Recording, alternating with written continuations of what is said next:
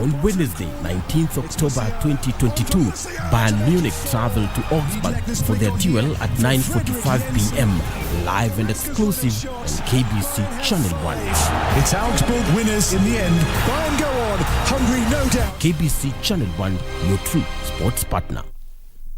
Ili kupata skiza tune hii ya jogging kwa simu yako, bonyeza *811 *758 hash. Good morning, class. Good morning, Mr. Kipto. Now I want to try the composition using the word jogging. Teacher, please give us spelling for the word jogging. Sijasema jog ile ile jog ya kunyongwa. Hapana. Ninasema jogging. Na sijasema jog ile nye unasema jog ya kukimbia ya marathon ama ile jog ingine ile jog ya television ya kucheka. Sijasema hiyo jogging. Na maanisha jogging ya brain ile kukimbiza akili changamoto. That's the composition using the word jogging. Ili kupata skiza tune hii, bonyeza *811 *758 hash *811 *758 hash. The legends and familiar chants will grace KBC once again. Don't miss.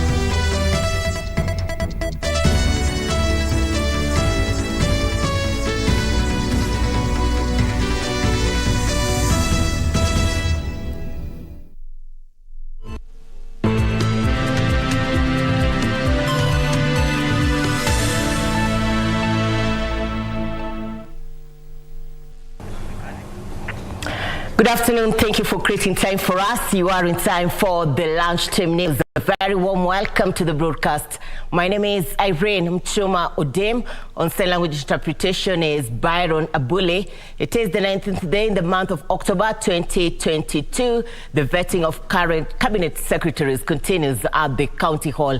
We have able teams on the ground. However, the last candidate for the morning session was Soipan Tuya, CS nominee for Environment and Forestry. Soipan committing to work with Kenyans in enhancing greenery and also saying she will address the concerns of the people, including noise pollution and sand harvesting. Do interact with us on all our social media platforms at KBC Channel 1. However, our top focus this afternoon, Amin Mohammed Ibrahim has been sworn in as the new director of the Directorate of Criminal Investigations. Speaking after taking oath of office, which was presided over by Chief Justice Martha Koome, Amin vowed to execute pending cases expeditiously, work within the bounds of the law and uphold the Constitution. I, Amin Mohammed Ibrahim, the new sheriff in town, do swear that I will be faithful and bear true allegiance to the Constitution and the President of Kenya during my service in the Directorate of Criminal Investigations. It is a new dawn at the Directorate of Criminal Investigations following the swearing-in of Amin Mohammed Ibrahim as the new Director of Criminal Investigations. I'm ready for the task and ready to lead the DCI to deal with the challenges of our time.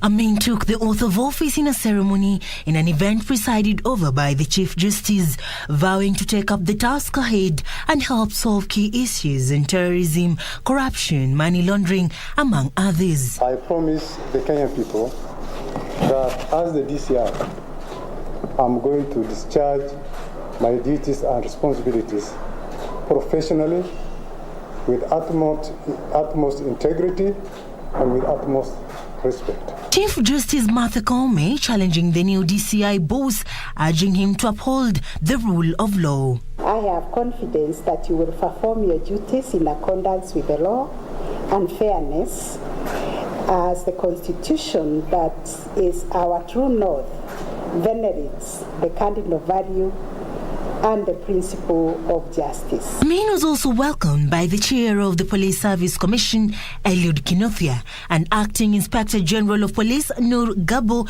who vowed to support him. We will stand strongly within our mandate.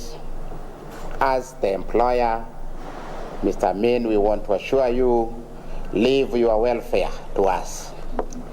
Deal with the job before you. I want to inform the public that there is new sheriff in town and their cases will be heard without any prejudice, and Kenyans will see the fruits of the new transformation within the National Police Service. And Amin is coming with 33 years of experience, and I want to assure that he will be part of a team of investigators who will make a difference. Thank you, the Chief Justice. At the DCI headquarters, he was received by the acting DCI, Dr. Hamisi Massa, for the office handover. The new DCI boss, 58-year-old Amin Mohammed Ibrahim, has 33 years of experience and previously served as the Director of Internal Affairs Unit. While Kenyans across the country now look forward to the new sheriff in town, the director of the Directorate of Criminal Investigations, who takes over from his predecessor George Kinoti, to see how he's going to execute cases expeditiously as promised. Serafina Robi for Lunchtime News. Well, the country will be marking Mashujaa celebrations Thursday. We now cross over to Uhuru Gardens, where my colleague Frederick Moke is on standby to give us a feel on how far preparations have come to ahead of Thursday. Moke, good afternoon.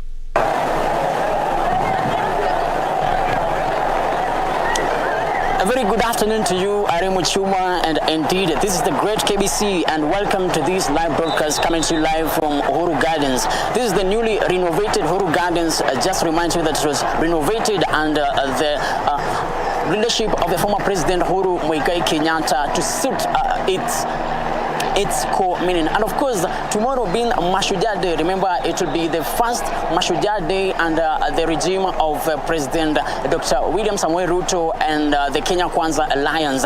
And preparations are at the peak. And of course, tomorrow, 22,000 members of the public have been invited to attend tomorrow's event.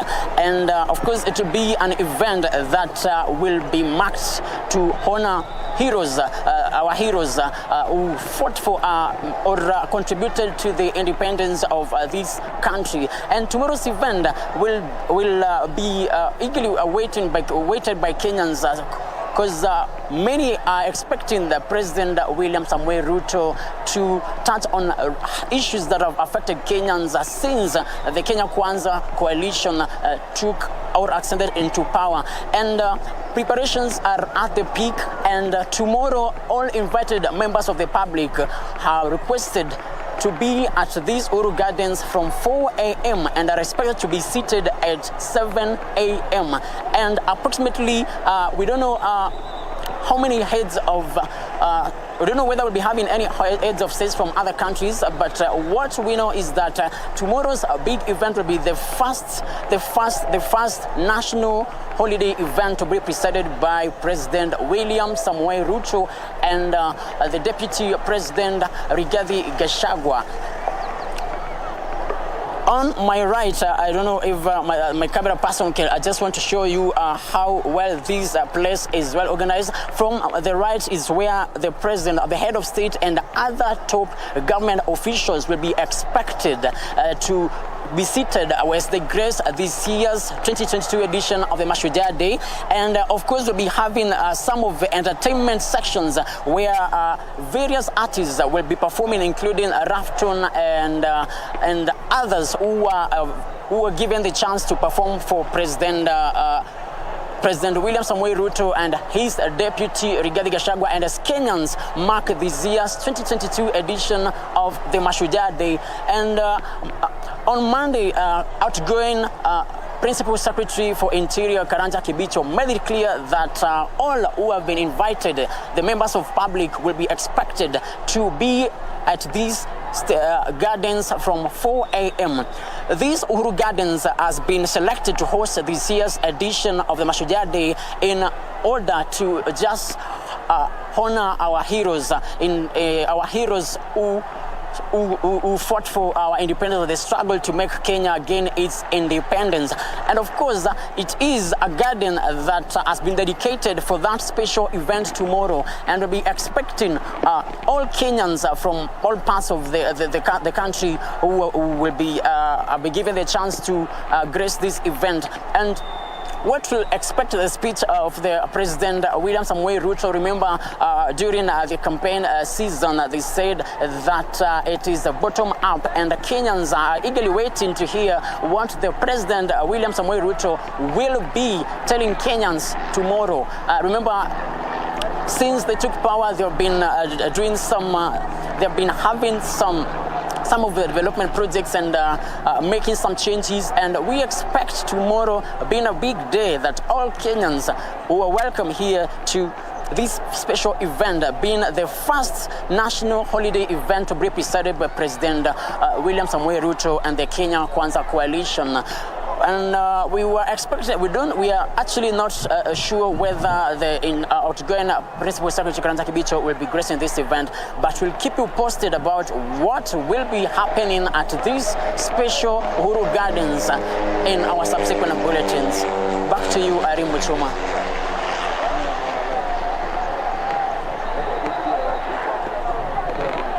It's Moke, good to have you. KBC Channel 1 will be bringing you live coverage from for Mashujaa Day celebrations from the Uhuru Gardens as early as 6 a.m. Be sure to keep it KBC Channel 1. But still on that beat, Mashujaa Day celebrations in Kisii County will be jointly hosted by Mosocho and Keumbu sub-counties at the Gusii Stadia. Kitutu Central Deputy County Commissioner Atemi Elizabeth has invited residents from the two sub-counties to attend the occasion. She has assured residents of their security, noting that heroes and heroines will also be honored.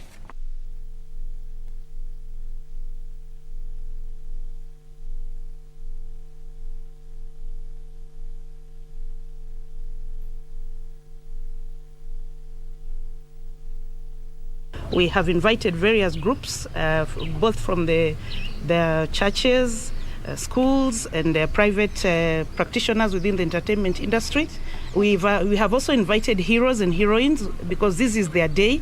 They will also be doing some performance on the same, and will be part of the guests that will also give speeches just because of our nationhood and our sovereignty as a nation. We have organized even to manage any eventuality. We have standby disaster management protocols, and security is well beefed up in the ceremony, and so nobody should be worried. A section of political leaders in Kitui County want the government to deal with camel herders who have invaded the region, causing untold sufferings to the locals. The leaders claiming 48 people have lost their lives from the armed herders and they are no longer welcomed in the region. The borderline in Kitui South, Mutha Ward, touching on Savo National Park and Mwingi National Reserve, is said to be the entry point of camel herders from various parts of the country. The herders, heavily armed, are alleged to be invading farms and even trying to drive locals away. Kwa sababu saa hii ukiangalia huku wanyama wamekula, wamemaliza, kwa hivyo wameingilia katika mashamba na wanalisha kwa nguvu. Wakipata mtu bibi yake amebaki hapo, wanambaka, na hiyo ni ukweli, na polisi wanajua. Hapa kuna watoto ambao wamenajisiwa, na hili ni jambo ambalo linajulikana. Political leaders in Kitui County and security agencies now want the herders flushed out of the county. Serikali iwatoe vile ilivyofanya mwaka wa 2019. Kwamba hatuko hapa kutaja majina ya mtu yeyote, lakini tunasema ya kwamba wale ambao wameweka ngamia hapa watoe, wapeleke mahali ambapo watu hawauani, kwa sababu hapa wakichunga hapa watu wangu ndio wanauawa. Hakuna vile ngamia inaweza coexist na wakulima, kwa sababu ngamia inaruka fence ya shamba, inakula chakula yako na uwezi toa. Hao vijana wenye wanafunga ngamia wamegeuka, wanaua watu, wanarepu watu. Sasa hayo maisha yamekuwa magumu. Sasa hii tunaongea, kuna mtu wako mochari, tunapanga vile tunaweza mzika. Kitui South MP Rachel Kakinyamai says 2 people recently lost their lives following attacks by the herders. Usalama wa Kitui South, usalama wa Mudha, ni usalama wa nchi yote. Mutha Ward MCA Dominic Momisi wants the suspects behind the illegal act brought to book, challenging security agencies to explain how the herders acquired guns. Lazima isimame kwa sababu hatuwezi endelea namna hii. Tunapoongea umeambiwa hata security agencies wameambiwa watu wameonekana wakiwa na mabunduki. Ningependa kutaka kujua kwa nini kuna watu wako na bunduki na sisi ilihali sisi hatuna bunduki. Mwamisi says most locals in his ward have taken cover in the forests, leaving their farms at the mercy of the invaders. Kitui County Commissioner Erastus Mbui says security operation is underway in the region. Tunafikiria pia sinaweza sukuma zifikishwe sehemu ya usalama kwa sababu pia wenyeji wakizipata wanazidunga mikuki na hiyo inaleta uhasamata zaidi kwa sababu wale wenye ngamia nao saa zingine wanajibu kwa hasira. Ni vizuri wao pia kuwaonyesha wenye wamekubaliana nao kama kunao wamekuwa na hayo mapatano ya kukondishana mashamba wawe wa ukweli na kuonyesha mashamba yao yamefikiwa kiwango gani. The Anglican Church of Kenya Mbere Diocese has appealed to the national and county governments and well-wishers to come to the aid of residents who are hard hit by drought in Mbere region of Embu County. Bishop Dr. Moses Masamba observed that the situation was dire, hence the need for both levels of government to look for long-term solutions such as drilling boreholes and constructing water dams and ponds for irrigation purposes.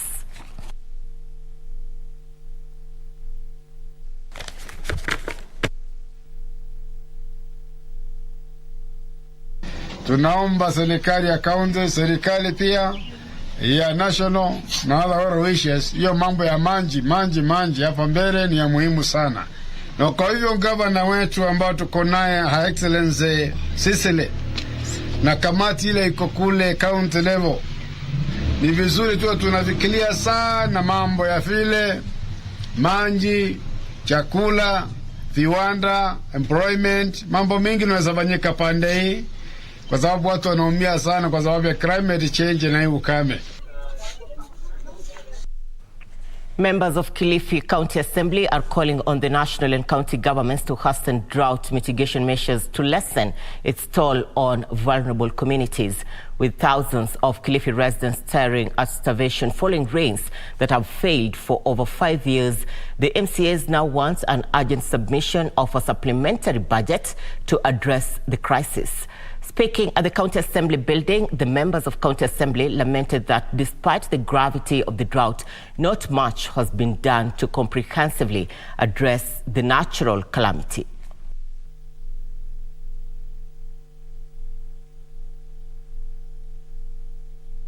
Kama ni kaunti yetu ya Kilifi, ifaharakishe kabisa. Wale watu wanalala njaa, wale watu hawataki maneno kwa sahi, wale watu wanataka chakula. Natumai katika hiyo supplementary budget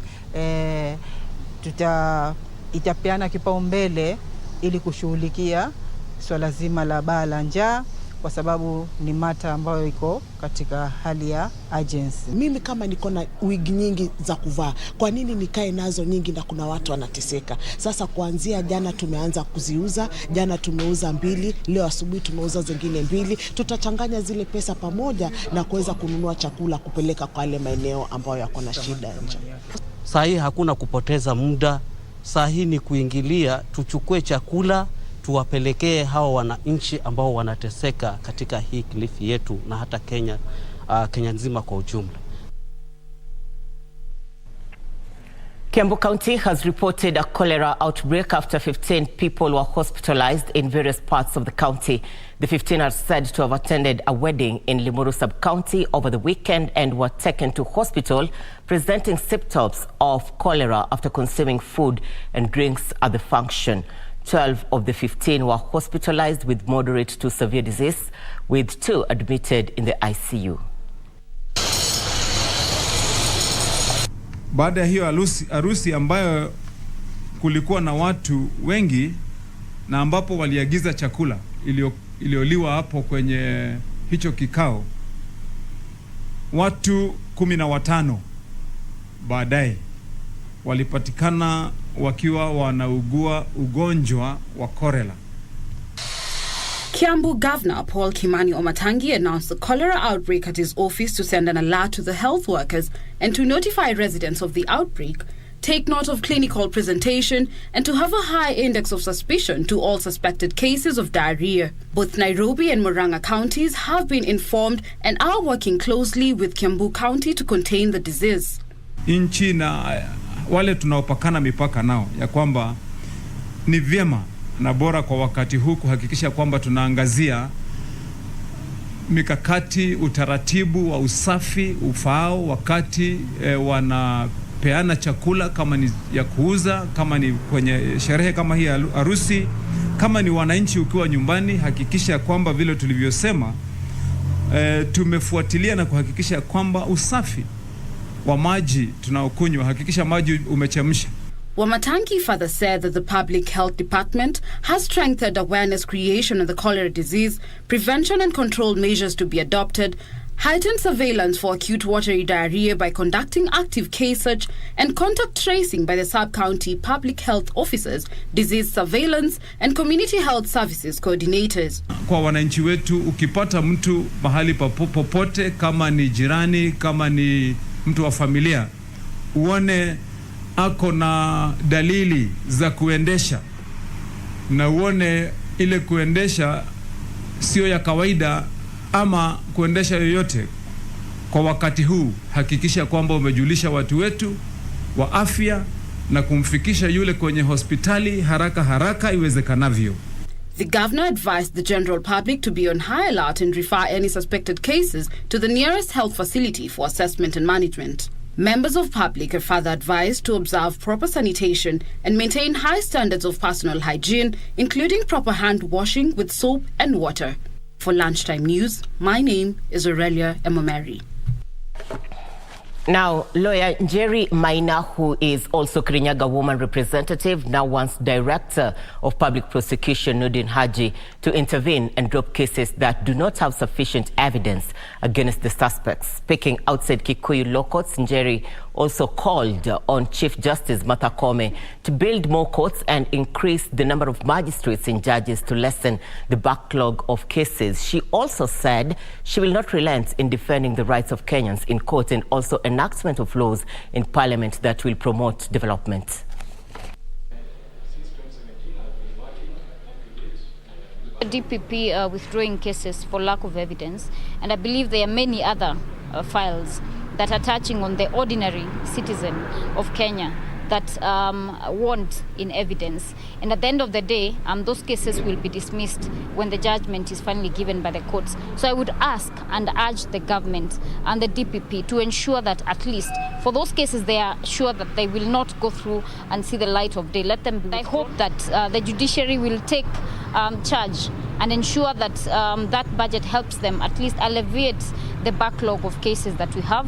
And I'm also calling upon advocates, my colleagues, to take up pro bono matters so that we help clean up most of the cases that are pending in court. Because you find that there is a want or a need for representation, but you find that most ordinary Kenyans cannot afford to pay an advocate. So I'm asking them from their kindness to at least engage in pro bono activities and representation so that at least the ordinary Kenyan is represented.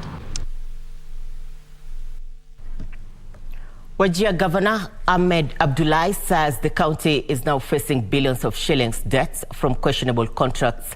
The governor singled out the Department of Health that has 1.1 billion shillings in pending bills, which cannot be accounted for.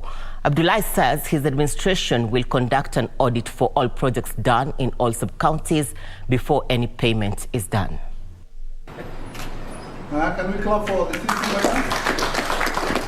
The Wajir governor says he will not release any money for projects done by the previous administration until an audit is done to ascertain if really the county got value for its money. May well exit government. But there's many of you who've worked with government here at both levels. The fact that you have exited government doesn't mean that whatever reports that relate to you, you're not answerable for them, right? Because every pending bill recorded in there was approved by someone in government, right? I am assuming it was supported by some budgeting process. To the extent that we have huge pending bills and we have no commensurate money in our accounts, and there is no budgets relating to the same. These are questions that we will have to ask before we can pay those pending bills. And this is why we said one of the first things we want to do is to audit all pending bills. The governor singled out the Department of Health, which owes supplies over 1.1 billion shillings, yet nothing can be shown to support such claims. Just some preliminary analysis. Health is showing there that they have a development of 1.1 billion, a balance of development pending bills of 1.1 billion. Development are not consumables that you consume. They are structures and investments in hospital and health facilities and equipment that whose use or usage lasts more than one financial year. So we want to know which hospitals those are, which dispensaries they are, where are they, how much they cost. All that will be done through that audit. The governor saying the revenue streams in the country are dry due to economic hardship and the country biting drought, making it hard to source its own money. Current. So close to 6 billion shillings. It's probably the second or the third largest in terms of pending bills inherited amongst the 47 counties. We are not number 3 in terms of revenue generated. We are not number 3 in terms of equitable share. So these are lessons for us to manage. Can we clap for the... Members of the Isiolo County Assembly have committed to prioritize the stalled process of community land registration in the county. The MCAs say they plan to resolve outstanding issues to ensure community land is registered within the shortest time possible.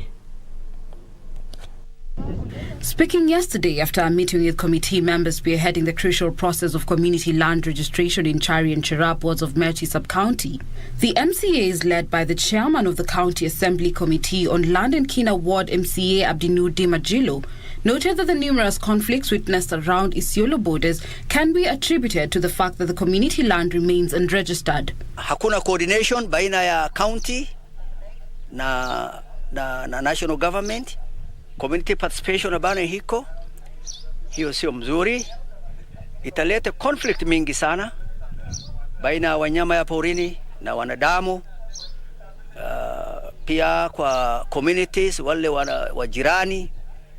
So lazima ifatwe ile kanuni mzuri ya kuweka ya kuensure cohesion na haki ya kila member of that county yangaliwe. The Executive Director of Pastoralist Women for Health and Education, PWHE, Shoba Mohammed Liban, expressed optimism that the crucial process would be completed without further hitches due to the political goodwill exhibited by the newly elected leaders. MCAs waweze kushika hiyo kazi na kuwasaidia ili ardhi ya jamii hiyo ya Chari na Cherab iweze kusajiliwa, na kwa sababu tunajua kuna other land users na interest iko nyingi, tunasema hiyo process iwe hastened, kwa sababu kama shirika sisi peke yetu hatuwezi kufanya kazi, lazima tufanye kazi na hawa stakeholders wote. Now, this is a big one. A family from Kilifi County has called on authorities to help unravel the mysterious death of their 20-year-old daughter in Saudi Arabia. The mother of one, Mary Samuel Charo, flew to the Gulf last year for a job opportunity. According to the family, she landed in the hands of a cruel employer who tortured her to death. The family is also seeking government's assistance in bringing back the body of their daughter for burial. According to her brother Hamis Athman, Mary sent a distress call to her family in Kenya, narrating how she was being tortured and denied food by her employer, pleading to be brought back to Kenya. Francis Auma, a rapid response officer at Muslim for Human Rights, condemned the death and asked the government to help the family get justice for their daughter, accusing recruitment agents of duping innocent Kenyans into modern-day slavery. Kabla ya hapo nilikuwa napata habari, nilikuwa akinipigia ananiambia nateseka, apewe chakula. Ikafikia time tukimpigia simu hashiki. Ikafikia time sasa tukapoteza kabisa communication na yeye. Namba nimepata ni ya Saudi Arabia, ndio mtu amenipigia na akaniambia amefariki. Speaking during the celebration of this year's Yes to Decent Work and Stop Precarious Work, led by Julius Minor, Chairman Nick Kenya and Rose Omamo pointed to poor implementation of labor laws, urging the government to give adequate resources to the Ministry of Labor and Social Services in order to adequately equip them. They have also urged the government to implement the labor relation laws, which though have been in place, they have not been enforced. Wajir Governor Ahmed, we already did that story. Members of Trans Nzoia County Assembly have pledged to work with Governor George Natembea's cabinet to prosper the county, led by its minority leader Eric Wafula and Tuan MCA Daddy Were. The leader said they have no doubt that the new team will deliver. They, however, cautioned the cabinet nominees against residing out of the county, saying that undermines service delivery.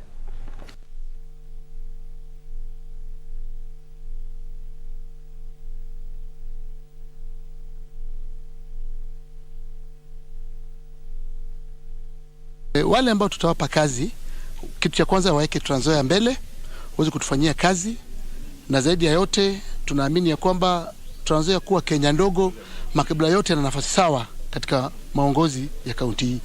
Tunataka watu wenye wanaenda kupewa kazi wawe ni watu wenye wanaenda kukaa hapa Trans Nzoia, ili kila siku wakiamuka wanaamukia kazi. Hii hatutarajii watu wenye wanaenda kupewa kazi, mtu anaishi Nairobi, mtu anaishi Bungoma, mtu anaishi kule West Pokot, mtu anaishi kule Wazingishu, alafu jioni yeye anaenda. Sisi kama viongozi tutaangaliwa hao wenye mlichagua ni watu wazuri ama ni watu wabaya. Na ombi langu kwao tu wasiende wafanye kazi vile hao wengine walifanya. Private land developers are calling upon the county governments and national governments to gazette agricultural and development zones to protect lands which are arable for farming. Speaking during title deeds issuance ceremony for over 100 land buyers in Kiambu County, Geoffrey Kiragu, director, Lesedi Real Estate Company, noted it is prudent for the government to review land demarcation policies since a lot of arable land has been subdivided for development, limiting agricultural productivity.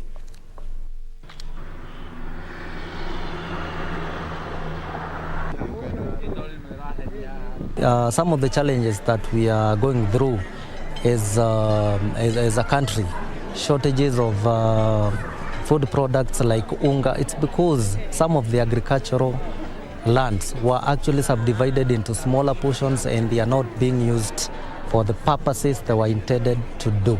So I think it's wise and prudent for the government to regulate the industry. Residents of Mihango Estate have urged the government to complete Kigwathi Road that joins the eastern bypass to Kangundo through Kayole and put road bumps at the notorious SDA corner stretch, which has claimed many lives. Residents cite the latest incident which occurred Tuesday evening when a vehicle veered off the road, injuring a cobbler who was in his kiosk nearby.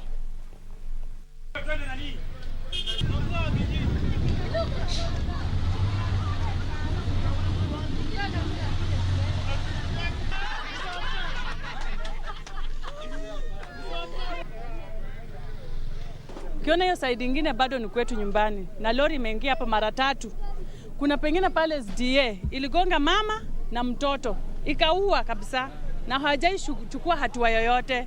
Kados, our deputy speaker, tunaomba hii barabara uiweke bumps imaliziwe. Babu Owino, tumewaingisha hapo, mtusaidie na mambo hii. Huyu ni shemeji yangu, bwanangu anamfuata na ameumia vibaya sana. Tunaomba wachukue hatua, na wasipochukua hatua sisi tutachukua hatua mikononi mwetu. Juu tumenyamaza ni miaka nyingi tumekaa tukinyamaza. Na ndio mmeona bumps nyingi tumejiwekea wenyewe za mchanga na mawe. Kwa hivyo tunataka serikali tuwekee, na tunatuma malalamishi moja kwa moja kwa Sakaja, na tunazungumzia mwakilishi wa constituency yetu vile ambao kwamba ni Babu Owino na Mheshimiwa Kadosa ambao kwamba ni deputy speaker wa county. Nikaambiwa kuna kitu imefanyika hapa. Sasa kulingana na kazi yangu nikakimbia, nikakuja na nikaambiwa kuna lori imeingia, na ni kweli nikaipata. Alafu sasa nikakuta kuna mtu sasa kijana anakuaga hapa anaitwa Kimani Kim. Alikuwa anachona viatu hapa. Sasa yeye ndio alipatwa na hii lori akaumia. Nikampata already ameshukiliwa na gari na mama yake akapelekwa Mama Lucy.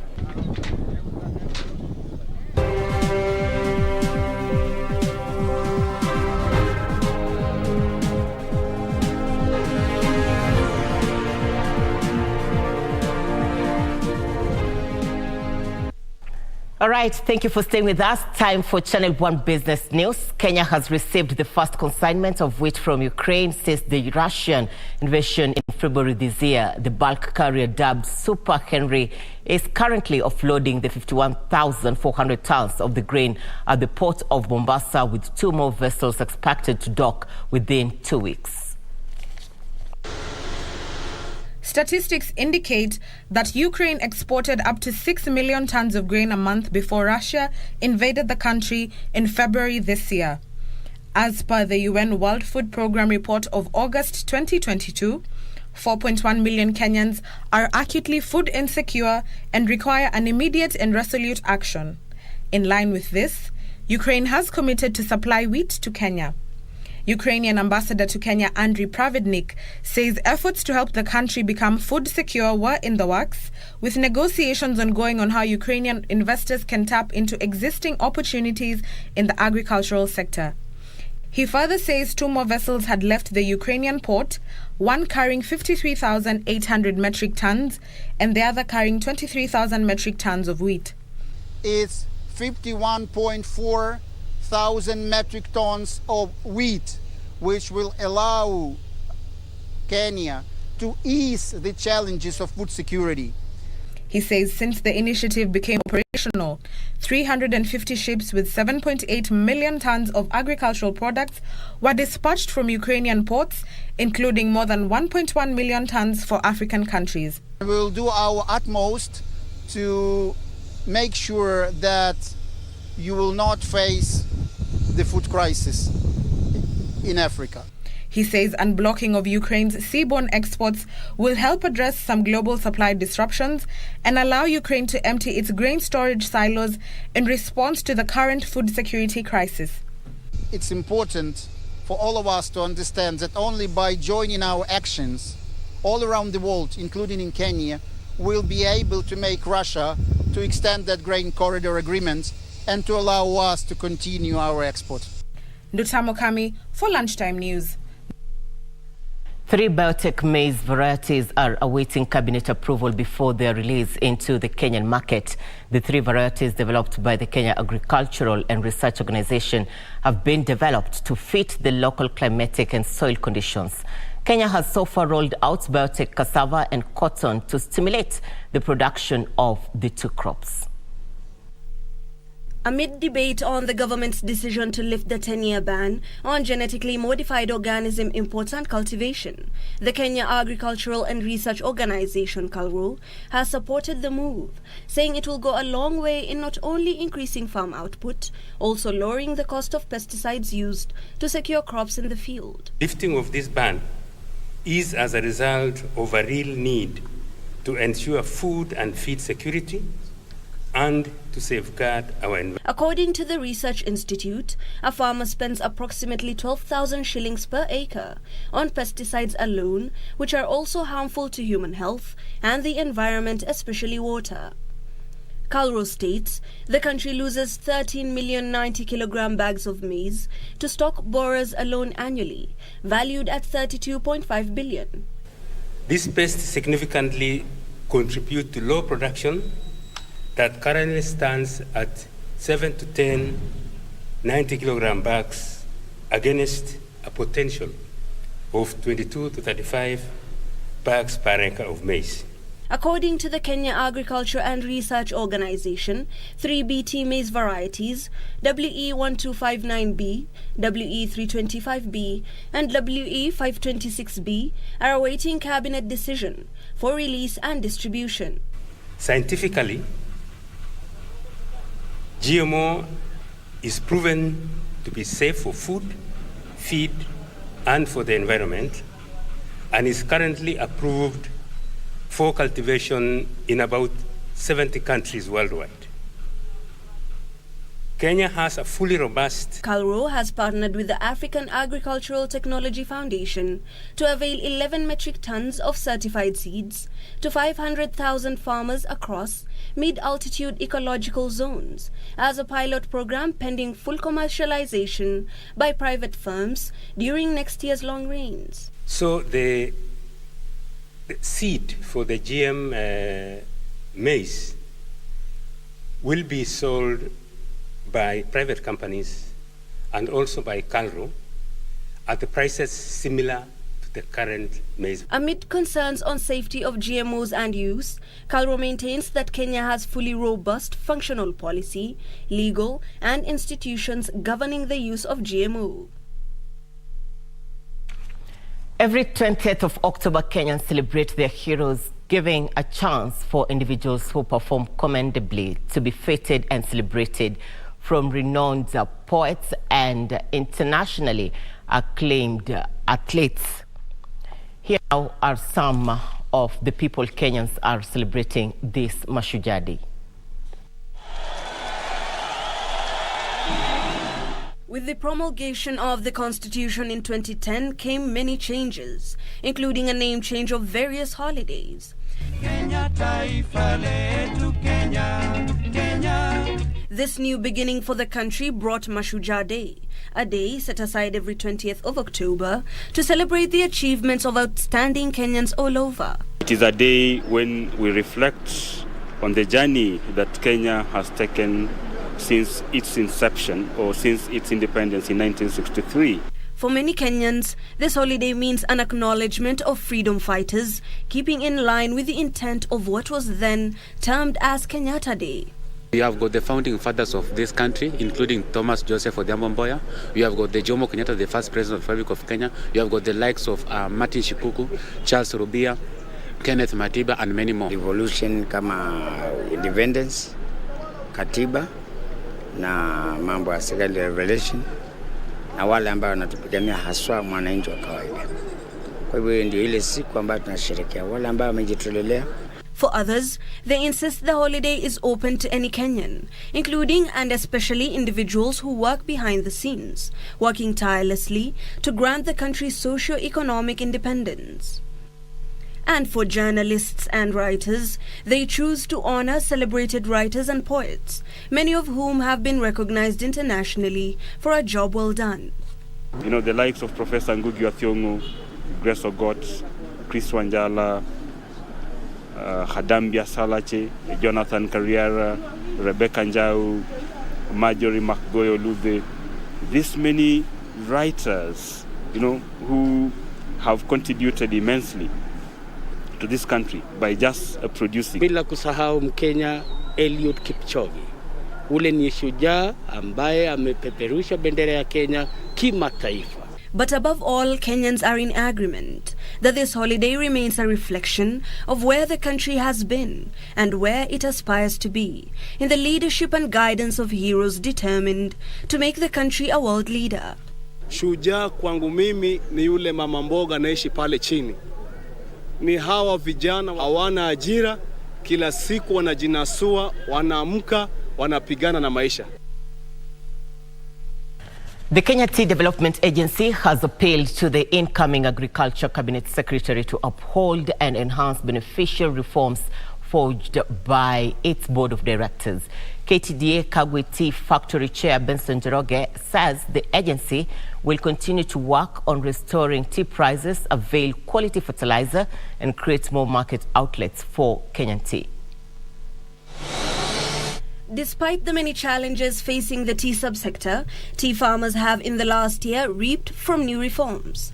The reforms being advocated for by the new board of directors of KTDA has however been challenged by former KTDA bosses, and the tiffs have trickled down to tea farmers. Ikienda venye tunaenda, mkulima atarudishiwa nguvu zake zote. The new governing board is now reaffirming its commitment to tea growers, saying there will be no interruptions in service delivery. Tungetaka hata serikali tusaidie vile tunaweza fanya value addition ya chai yetu, badala iwe chai iwe ikienda ng'ambo ama ikienda nchi zingine inaenda kufanya value addition, ifanywe hapa nchini Kenya ili ipate pesa kutoka kwa hiyo chai, tupate pesa mingi, kwa sababu tunajua pesa chai ikitoka hapa iende ng'ambo inauzwa pesa mingi kuliko vile inauzwa hapa Kenya. They urge the government to uphold these reforms, stating the immense benefits it has had, especially for smallholder farmers. Na wenye kuuza majani chai kule wale brokers, na wakiugana kuna vinya walikuwa wanapata pesa ya mkulima na haikuwa inamfikia. Hibak Said for Lunchtime News. Water sector players are calling for the sound management of water and exploration of groundwater to help small-scale farmers beat the impact of ravaging drought in the country. Davis and Sharkliff Group CEO George Mbugwa says there is need for farmers to be educated on the available technological developments that can enable them mechanize their farmlands to ensure prudent use of resources. Now here are the details of this and other stories in our corporate briefs. Kenya and the larger East African region has an abundance of groundwater that can be accessed for agriculture through solar pumping during this period of drought currently ravaging parts of the country and the region. Davis and Sharkliff says borehole drilling remains quite expensive and it is necessary to look into alternative options for small-scale drilling to make groundwater pumping even more accessible to small-scale farmers. Smallholder farmers have also been tipped to consider making maximum use of less water currently at their disposal for agriculture by shifting away from traditional irrigation methods that are wasteful of water. Elsewhere, an increase in urban mobility in Nairobi has prompted Rome, together with its pilot partner Kenya Mpya, to launch operations of the zero-emissions electric bus, the first ever electric mass transit bus operating in Kenya. This bus operation, which will run for 1 year, intends to showcase Kenya's readiness to adapt to an electric public transit system that is reliable, sustainable and efficient ahead of mass production. The bus has been built to revolutionize the market by reducing operational cost by up to 50% due to increased fuel prices. Terry Njenga, Lunchtime News. Soaring food prices and volatile energy prices have pushed inflation in the UK to a 40-year high. The Office of National Statistics said the consumer price index increased by 10.1% in annual terms in September. Food and non-alcoholic beverages prices were the biggest driver of inflation in September as they rose by 14.5%, the biggest jump since April 1980, according to historical modeled estimates of the CPI. The Consumer Prices Index includes owners-occupiers housing costs, which is the most comprehensive measure of inflation that extends CPI to include a measure of the costs associated with owning, maintaining, and living in one's own home, known as owners-occupiers housing costs, along with council tax, which rose by 8.8% in the 12 months to September 2022, up from 8.6% in August, and returning to July's recent high, according to the ONS. The rate rose in the year to September 2022 as the country's cost of living crisis continues to hammer households and businesses ahead of a tough winter. Inflation unexpectedly dipped to 9.9% in August, down from 10.1% in July, on the back of a fuel price decline. Increasing food, transport, and energy prices were the biggest contributing factors to inflation, the ONS said. Food was up by 14.6% year-on-year, transport was up by 10.9% compared to last year, while the price of furniture and household goods rose by 10.8%. Elsewhere, Chinese automakers delivered a record number of cars to dealers in the first 9 months of the year, even as retail demand slowed, setting up the market for a slowdown in 2023, a leading Chinese brokerage. Automakers delivered 1 million vehicles to dealers in China over the first 9 months of this year, a record volume for the world's largest auto market. In September, deliveries rose to dealers by 33%, while retail sales climbed by 9%, meaning that inventories on dealer lots jumped, a trend that could create an overhang that will weigh on sales next year. Finally, Dubai-listed courier firm Aramex has bought Florida-based e-commerce company Access USA Shipping LLC for about $265 million in an all-cash deal. Abu Dhabi Sovereign Wealth Fund ADQ holds a 22.32% stake in Aramex, transferred to ADQ-owned Abu Dhabi Ports in January. Abu Dhabi Ports made its stock market debut in February, raising 4 billion dirhams, equivalent to $1.09 billion. The takeover will help Aramex grow its cross-border express business by growing and diversifying its customer base and expanding coverage.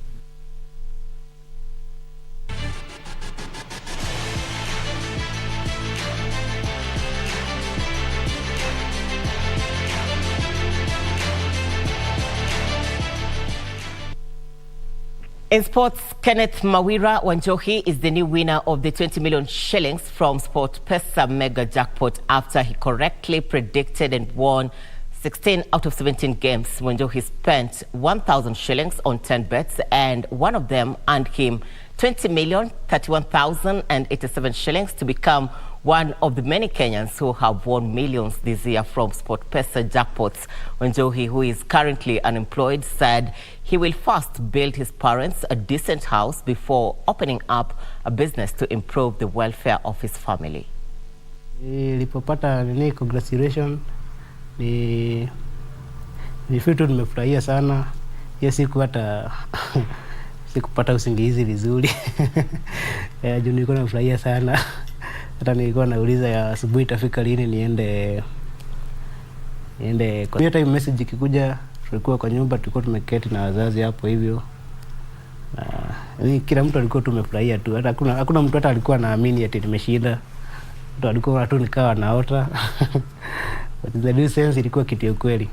Hata nilijaribu nikatoa pesa kidogo nione kadi ya ukweli. Nikatoa zao nikaona ni ya ukweli, nikatoa 20 nikaona zimetoka. Sasa nikaona si kitu ya uongo, ni kitu ya ukweli. Renowned drift racer Hamad Daham is in the country to promote the sport and mentor upcoming drivers in Tunis. Daham, a Cyprus-born racer who landed on Sunday afternoon, expressed his elation over his maiden trip to Africa, noting that it has been a long time coming.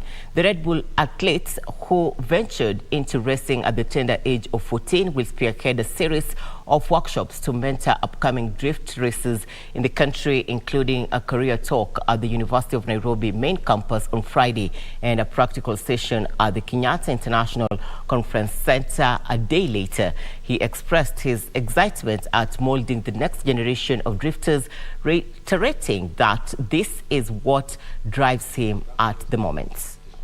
Being an ambassador is like, the main idea is to give back. I've been drifting for the past, from 2011. I've struggled a lot.